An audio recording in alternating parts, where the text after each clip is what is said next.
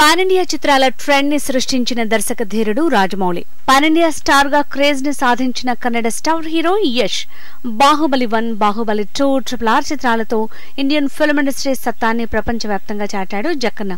నిర్మాణ వ్యయం, మార్కెట్ విస్తృతి చాలా తక్కువగా ఉన్న కన్నడ సినీ పరిశ్రమ నుంచి KGF లాంటి చిత్రంతో హీరోగా వరల్డ్ వైడ్ కలెక్షన్ల సునామీ సృష్టించాడు యష్. KGF 2తో ఆ సునామీ ఆకాశమే హద్దుగా ఉవ్వెత్తున పొంగడంతో యష్ కీర్తి ప్రపంచవ్యాప్తంగా మారుమోగుతోంది. Indian film industry big boss గా వార్తలకెక్కిన వీళ్ళిద్దరి నేపథ్యం ఎంతో సాధారణమైంది కావటం విశేషం. వీళ్ళిద్దరి కెరీర్ బుల్లితెరపై ప్రారంభం కావటం మరో విశేషం.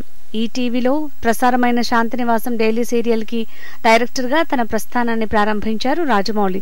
ఈ సీరియల్ కి నిర్మాత, దర్శక పర్యవేక్షకునిగా వ్యవహరించిన కె రాఘవేంద్రరావు నిర్మించిన స్టూడెంట్ నంబర్ 1 చిత్రంతో సినీ దర్శకునిగా కెరీర్ ని ప్రారంభించాడు రాజమౌళి. కన్నడ రంగస్థల నాటకాల్లో నటునిగా తొలినాళ్లలోనే టాలెంట్ ని చాటాడు యష్.